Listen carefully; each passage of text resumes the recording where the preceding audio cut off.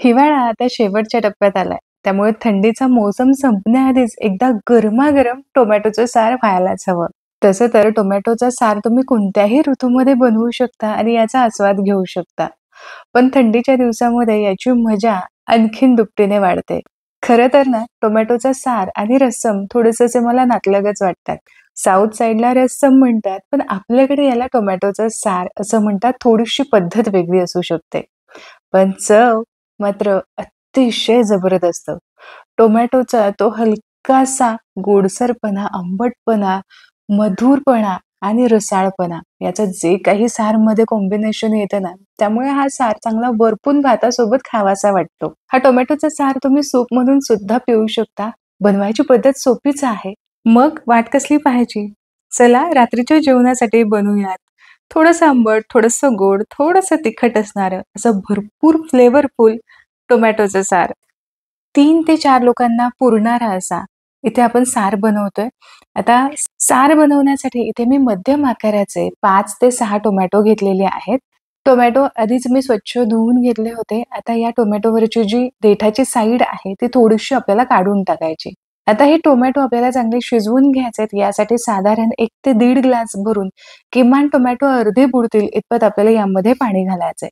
आता गॅसची फ्लेम मी इथे चालू केलेली आहे आणि यानंतर यावरती ठेवूयात हे भांडं. यावरती आवर्जून झाकण ठेवायचं म्हणजे पटकन टोमॅटो असे सॉफ्ट होतात.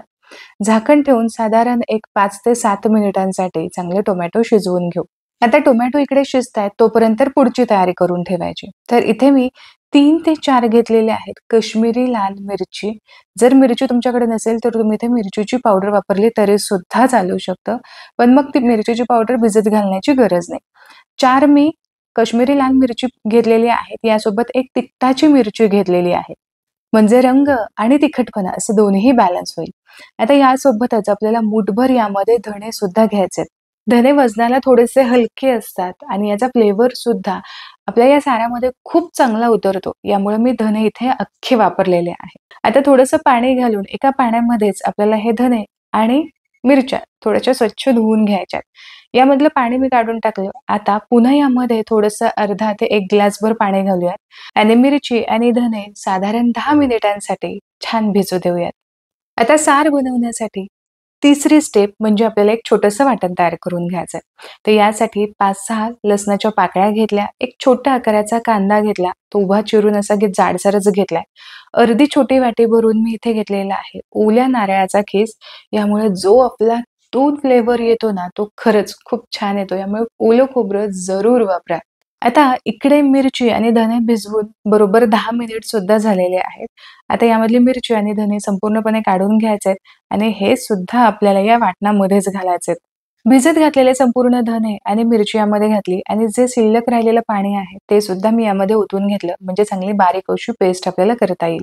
तर जमेल तितकं बारीक असं मी इथे वाटण तयार करून घेतलेलं आहे. इथे तुम्ही बघू शकता. वाटण तयार झालं.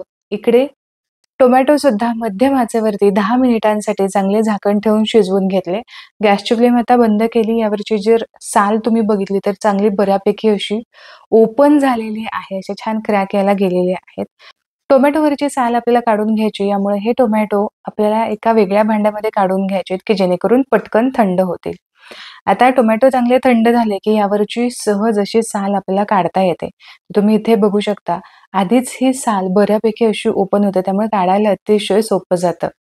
या टोमॅटोवरची साल काढून झाली, की टोमॅटो आपल्याला अर्धवट असे चिरून घ्यायचेत आणि संपूर्णपणे थंड करून घ्यायचेत. आता हे शिजवलेले टोमॅटो जे आहे ते संपूर्ण थंड झाले, की मगच मिक्सरमधून आपल्याला हे बारीक प्युरी करून घ्यायची. गरम असताना जर तुम्ही हे बारीक करायला जाल, तर मिक्सरमधून बाहेर पडण्याची शक्यता खूप जास्त असते. यामुळे आवर्जून आपल्याला टोमॅटो जे आहेत, ते थंड करून घ्यायचे आहेत आणि मगच आपल्याला हे मिक्सरमध्ये फिरवायचे आहेत. वाटण करून घेतलेल्या मिक्सरच्या भांड्यामध्येच हे टोमॅटो मी काढून घेणार आहे. जे काही यामध्ये गर किंवा पाणी शिल्लक राहिलेलं आहे, ते घालायची गरज नाही कारण टोमॅटो चांगले सॉफ्ट झालेत. त्यामुळे बिना पाणी घालता सुद्धा हे टोमॅटो अतिशय बारीक प्युरी होऊ शकते. तर इथे तुम्ही बघू शकता मस्त प्युरी झाली आहे आणि रंग सुद्धा तुम्ही बघू शकता. मस्त रंग आलेला आहे. बिया सुद्धा यामधल्या बऱ्यापैकी बारीक झालेल्या आहेत. सार बनवण्याची संपूर्ण तयारी झाली आहे. आता एक 5 ते 7 मिनिटामध्ये पटकन सार तयार होईल. आता एक जाड तळ असणारी कढई घ्या किंवा तुम्ही जाड तळ असणारं पातेलं घेतलं तरी सुद्धा चालेल. आता यामध्ये पळीभरच तेल घातलेलं आहे. तेल फार लागत नाही. जितकं कमी घालाल तितकं चालू शकतं. आता यामध्ये अर्धा छोटा चमचा मोहरी घातली, अर्धा छोटा चमचा जिरे घातले. फोडणीमध्ये आवर्जून घालायच्या ठेचून लसणाच्या पाकळ्या 5-6 लसणाच्या पाकळ्या घेतलेल्या आहेत. लसूणीचा फ्लेवर सारामध्ये खूप छान उतरतो. यासोबतच पाव चमचा भरून मी इथं हिंग पावडर घातलेली आहे. थोडीशी ही फोडणी चांगली होईपर्यंत परतून घेऊ. लसूण थोडासा होईपर्यंत फोडणी परतून घेतली. यामध्येच घालूयात 7-8 कढीपत्त्याची पानं आणि यासोबतच पाव चमचा हळद घालायची. आता हलकासा रंग येण्यासाठी म्हणजे अगदीच फोडणी पांढरी व्हायला नको म्हणून अगदी पाव चमचा भरून मी इथे काश्मिरी लाल मिरची पावडर घातली फक्त रंगासाठी. आता मात्र काही सेकंदांसाठीच ही फोडणी आपल्याला परतून घ्यायची आहे. आता यानंतर तयार केलेलं जे वाटण आहे, ते वाटण आपण यामध्ये घालूयात आणि वाटणाचा जो कच्चेपणा आहे, तो घालवण्यासाठी थोडा वेळ परतून घेऊयात. आता आपण यामध्ये तेलाचा जास्त वापर केला नाही. यामुळे काय होऊ शकतं, की हे वाटण खाली तळाला चिकटू शकतं. म्हणूनच वाटण थोडंसं कोरडं वाटायला लागलं, की यामध्ये अगदी पाव वाटी भरून आपल्याला पाणी घालायचंय, की जेणेकरून वाटण खाली चिकटणार नाही आणि व्यवस्थित असं परतलं सुद्धा जाईल. तर साधारण 1.5-2 मिनिटांसाठी हे वाटण मी चांगलं परतून घेतलं. थोडंसं कोरडं वाटायला लागलं, की तयार केलेली टोमॅटोची प्युरी यामध्ये घालायची आणि ओतून घेतलेली ही प्युरी आपल्याला चांगली एकजीव अशी मिक्स करून घ्यायची. आता सार तुम्हाला किती पातळ हवंय किंवा दाटसर हवंय यानुसार यामध्ये आपल्याला पाणी घालायचंय. तर इथे बरोबर 3 ते 3.5 ग्लास भरून मी पाणी घातलेलं आहे. जे सार आहे तो बरंचसं असं पातळच असतं. पण जर तुम्हाला थोडंसं दाटसर ठेवायचंय किंवा यापेक्षा थोडंसं पातळ जरी ठेवायचं असेल, तरी आपल्या आवडीप्रमाणे आपण ठेवू शकतो. आता मी भातासोबत खाण्यासाठी बनवते, यामुळे थोडंसं मी हलकंसं दाटसर ठेवणार आहे. आणि जर तुम्हाला फक्त प्यायचं असेल, तर मात्र थोडंसं पातळ तुम्ही ठेवू शकता. चवीपुरतं यामध्ये मी मीठ घातलं. आता चांगली याला उकळी फुटू देऊयात. आणि उकळी फुटल्यानंतर खूप वेळ शिजवण्याची खरं तर गरज नाही. साधारण एक 3-4 मिनिटांसाठी मी फक्त इथे सार हे शिजवून घेतलंय आणि तुम्ही इथे बघू शकता. मस्त चटपटीत असं हे सार दिसतंय. पाहताच खावंसं सुद्धा वाटतंय. अगदी झटपट तयार होणारं चमचमीत असं सार इथे तयार झालेलं आहे. हवं असेल तर तुम्ही इथे तुपाची फोडणी सुद्धा देऊ शकता.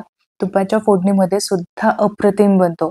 बरं तुम्हाला थोडासा गुळाचा खडा यामध्ये घालायचा असेल, तरी सुद्धा थोडंसं गोडसर असं सार चवीला छान लागतं. तिखटाचं प्रमाण सुद्धा थोडंसं मी कमी ठेवलंय. पण जर तुम्हाला आणखीन जास्त तिखट हवं असेल, तर हिरवी मिरची ठेचून घालायची.